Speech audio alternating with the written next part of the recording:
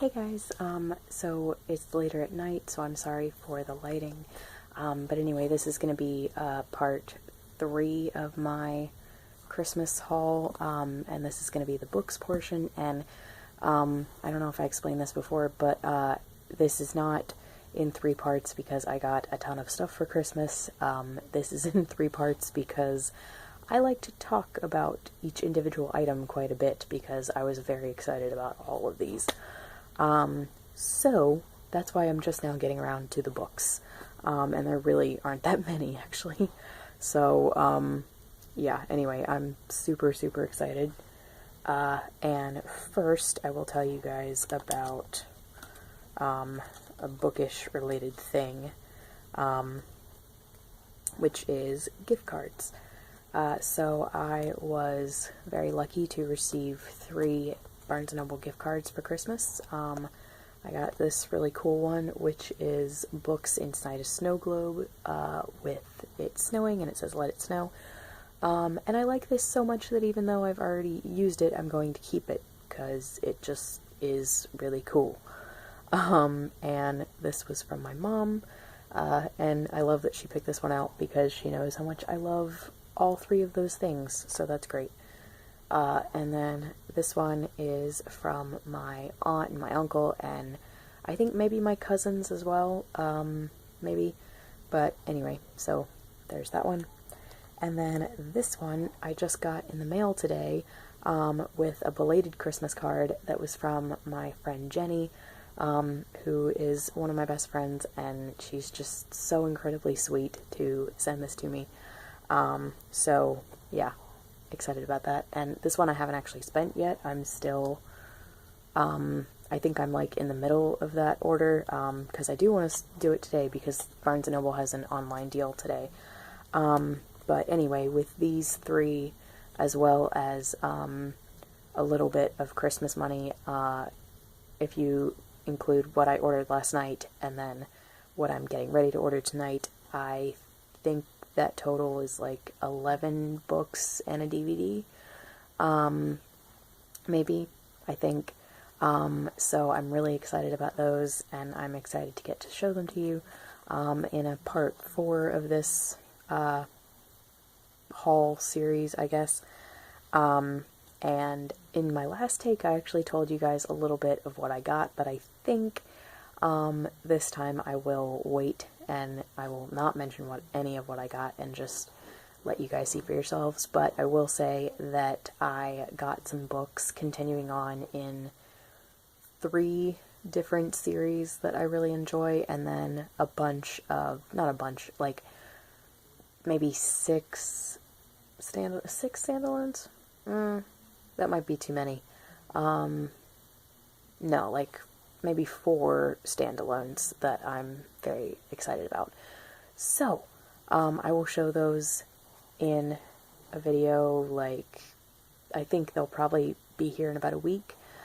So I will do a part 4 in about a week and show those. And now let's get to the actual books. This one I'm very excited about. This is Diary of a Bookseller by Shawn Bythell. Bythell? I don't know.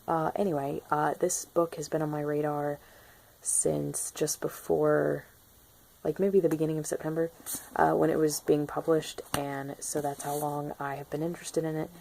And I thought, based on looking at it, that my best friend would really enjoy it too, so this is actually sort of an accidental Christmas present to myself, because I bought it intending to give it to my friend, but then I had a panic because I remembered something about her saying that she doesn't really get on with diary format. So I ended up buying her a second present, and I let her pick between the 2. And while she was very interested in this, she ended up picking the other one because that was tea and a mug. So I decided to just keep this one instead of returning it to Book Depository, because I was going to order it for myself anyway if she had picked this. So I kept it, and I'm going to read it and then lend it to her when I'm finished, and I'm just really, really excited about this. It's a guy who, it's nonfiction, and it is about a guy who owns the largest secondhand bookshop in Scotland. It's just called The Bookshop Wigtown, and I guess it's in Wigtown. But anyway, so this is just a year in his life of running the bookstore, and it sounds amazing. I guess, do I have time to read it? Yeah, I'll read you guys the summary real quick. So it says, the Bookshop Wigtown is Scotland's largest secondhand bookshop. It's a book lover's paradise, a Georgian townhouse full of twisting corridors and roaring fires set in a beautiful town by the edge of the sea. A rummage on its crooked shelves can produce anything from a 16th century leather-bound Bible to a first edition Agatha Christie. So, of course, that caught me right away. But behind the scenes of this slice of literary heaven, things are very different. Meet Sean Bithell, I don't know, somebody tell me how you pronounce his name. Owner of the bookshop, bibliophile and misanthrope extraordinaire. Seen through his honest and wryly hilarious diaries, we get a very different view of bookselling, one beset with malfunctioning heating, eccentric customers, bad-mannered bin-foraging employees, and a perennially empty till. As Sean takes us with him on buying trips to old estates and auction houses, recommends books, both lost classics and new discoveries, introduces us to the thrill of the unexpected find, and evokes the charms and horrors of small-town life, we gain an inside look at the trials, tribulations, and joys of life in the book trade. So, yeah, this sounds pretty amazing, and I love this cover. It just looks gorgeous. And fun thing that happened after I already purchased this, I didn't actually read the article yet, which is bad because I think my mom actually threw away that section in the newspaper, but I'll find it online. But anyway, my aunt found an article in our local paper reviewing this book, which is weird because this is only available in the UK and Europe. It turns out that the guy reviewing the book, he was on either like a business trip or a vacation in Portugal, and he needed something to read on the plane home. So I think he either went into a English bookstore or the English section of a Portuguese bookstore, like a regular, I don't know. Anyway, so he read this on the way home, and he loved it so much that when he got home, he wrote an article about it, and reviewed it for the local paper. So I thought that was really, really cool, that I'm in Virginia, and this book got reviewed in my paper. So anyway, very excited for that one. And then, we have, okay, I've got time. This one, Better Homes and Gardens, 365 Vegetarian Meals. So, yeah, this is great, and this is a wonderful Christmas gift from my mom. It was incredibly thoughtful of her. I have been vegetarian for nearly a year and a half, and I'm the only one in my family who is. My cousin was on and off for a while, but now she's actually back to eating meat, and I don't really want to go into why I became vegetarian. It's not really animal rights reasons, but those are like a bonus now that I am a vegetarian, if that makes sense. But anyway, usually what I do is I look online and I look for a fun recipe, and then when we go to the grocery store, I'll get the ingredients and come home and make it, and Mom is incredibly patient with me for letting me kind of experiment with vegetarian recipes in our kitchen. And sometimes she tries stuff and sometimes she likes it, but every once in a while, I mean, usually she's like, no thanks. But anyway, so she was incredibly sweet to get this for me, and I've had a quick flip through yesterday, and I'm very excited about a lot of these.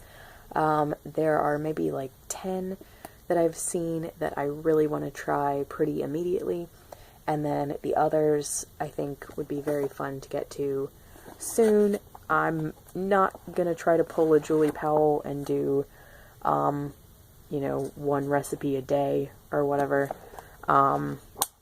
That's a Julie and Julia reference, by the way. But anyway, not going to try to do that. But I think maybe trying to accomplish this in a few years would be fun. So, yes, excited for that one. And then the last three are all related to each other. Because they are all Harry Potter. I don't know why I said it in a weird voice. So first we have Harry Potter, A Journey Through a History of Magic. This was put together by the British Library, as you can tell by their logo. And the British Library put together an exhibition this year in London, in honor of the 20th anniversary of Harry Potter, and it is just called Harry Potter, A History of Magic. And it's an exhibition with all of these, like, artifacts from the films and stuff, and kind of the history behind, the, not lore of them, but, like, you know, the history of these magical objects and where J.K. Rowling got her inspiration to use them in the books. And I think, if I'm correct, I don't know if I'm right or not, but I think the two different books that were created, there's this one, and then there's the exhibition book itself, and that one is hardcover, and it's like twice as big, and it's only available in the UK or through Book Depository, and I think that one is actually more, it's just like more of, I don't know, it gives you a lot more information than this one. This one was made available internationally, which I really appreciate, for people who can't get to the exhibition. But this one, I think, is much shorter. It gives you, like, not as much information about each thing. And it also might be geared a little bit more towards children. They both actually use a lot of Jim Kay's illustrations and stuff, but this one, the reason I say I think it might be geared more towards children is because it has, like, activities and stuff in it. For example, when it talks about the history behind, Sirius Black, or, like, the inspiration of Sirius Black, it talks about the dog star, Sirius, and one of the activities is trying to find Sirius in the night sky. So, yeah, but anyway, I think this is amazing, and I can't wait to read it cover to cover. And if I end up getting the funds, I will order the other one, but the other book is very expensive. Next, we have the illustrated editions of Harry Potter and the Sorcerer's Stone, as well as Harry Potter and the Chamber of Secrets. And I will do a more in-depth, kind of overview of these in another video. I want to do a video for each of these that's very similar to my Prisoner of Azkaban video, where I gave you a more in-depth overview of, like, all the illustrations that I really liked and different aspects of these editions that I really love. So I will do that in another one, but for now, I'll just show you, like, that's the cover. And then another thing that I really like is, this is what the naked hardcover looks like. And then I think for the second one, that's probably tied for my favorite with book 3. This is Chamber of Secrets. And then if I open it, it is orange and green for the naked hardcover, and I just think that is beautiful. So yes, I've had a flip through both of these, and I think they are gorgeous, and I can't wait to do more in-depth overviews of them.